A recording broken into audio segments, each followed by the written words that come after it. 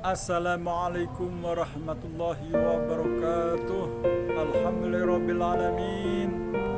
Wassalatu wassalamu ala asrafil mursalin wa ala alihi wa sahbihi ajma'in. La hawla wa la quwwata illa billahil aliyyil azim. Amma ba'du. Saudara-saudara kaum muslimin muslimat rahimakumullah,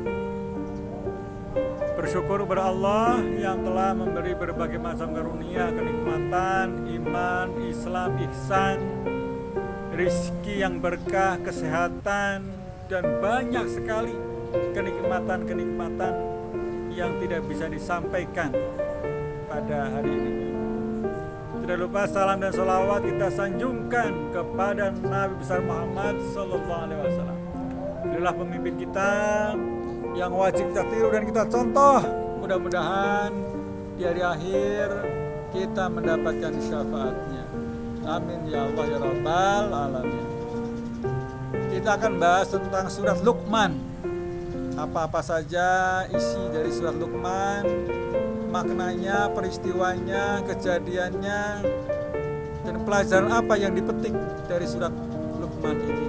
Nah, kita harus sering membaca surat Luqman ini dan mengamalkan dalam kehidupan sehari-hari. Surat Luqman. Surat Luqman terdiri atas 34 ayat,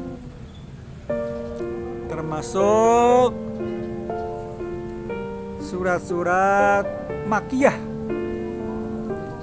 diturunkan sesudah surat As-Saffat. Dinamakan Luqman karena pada ayat 12 disebutkan bahwa Luqman telah diberi oleh Allah nikmat dan ilmu pengetahuan. Oleh sebab itu dia bersyukur kepadanya atas nikmat yang diberikan itu. Dan pada ayat 13 sampai 19 terdapat nasihat-nasihat Luqman kepada anaknya.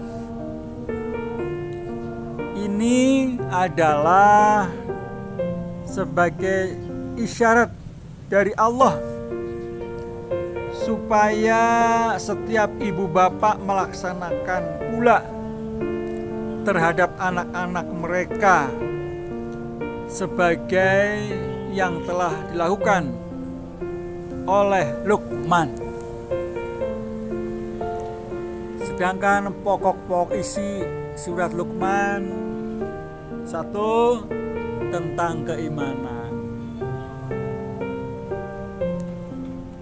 Al-Quran merupakan petunjuk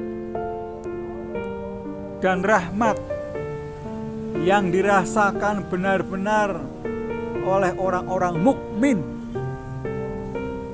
Keadaan di langit dan di bumi serta keajaiban yang terdapat pada keduanya adalah bukti-bukti atas keesaan dan kekuasaan Allah. Manusia tidak akan selamat kecuali dengan taat kepada perintah-perintah Allah dan berbuat amal-amal yang soleh. 5 hal yang ghaib, yang hanya diketahui oleh Allah sendiri. Ilmu Allah meliputi segala-galanya, baik yang lahir maupun yang batin. Yang kedua, tentang hukum-hukumnya.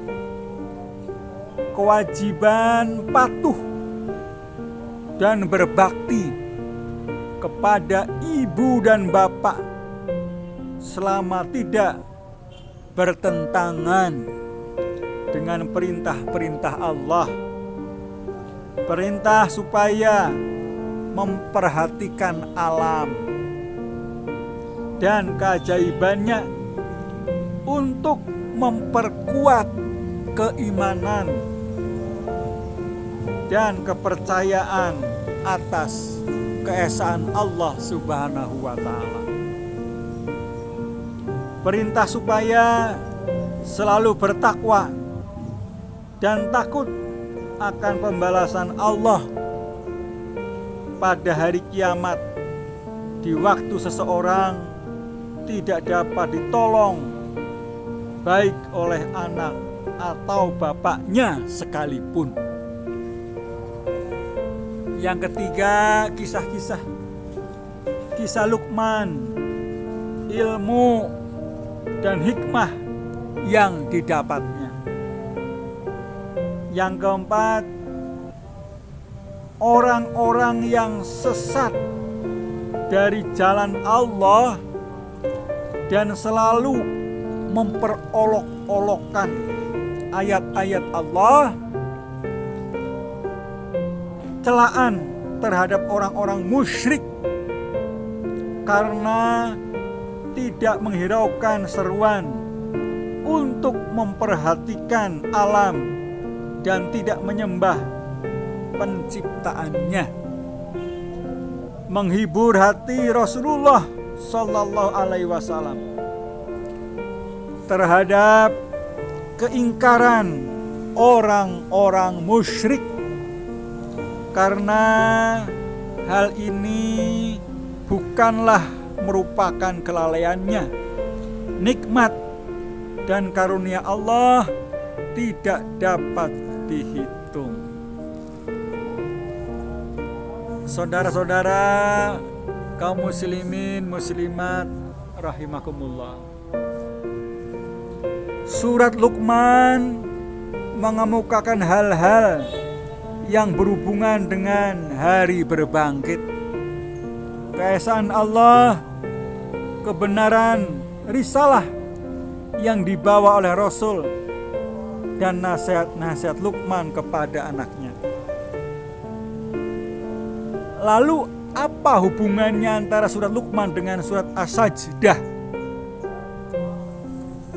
Tentu saja ada hubungannya.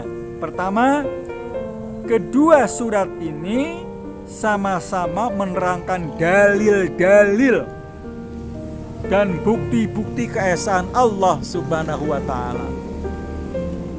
Yang kedua, dalam surat Luqman disebutkan keingkaran kaum musyrikin terhadap Al-Quran. Sedang dalam surat Al-Sajdah menegaskan bahwa Al-Quran itu sungguh-sungguh diturunkan dari Allah Subhanahu wa Ta'ala.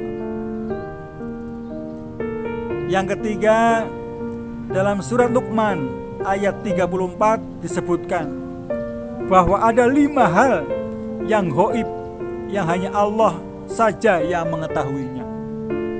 Sedang dalam surat As-Sajdah Allah menerangkan dengan lebih luas hal-hal yang berhubungan dengan yang ghaib itu. Bisa dilihat dalam ayat 5 sampai dengan 11 dan ayat 27 surat As-Sajdah. Itulah yang bisa disampaikan tentang surat Luqman. Maka kita harus sering membaca surat Luqman, karena di dalamnya banyak peristiwa-peristiwa bersejarah yang harus kita laksanakan dan kita ambil hikmahnya. Kebenaran datangnya dari Allah Subhanahu wa Ta'ala dan kesalahan datangnya dari saya sendiri. Assalamualaikum warahmatullahi wabarakatuh.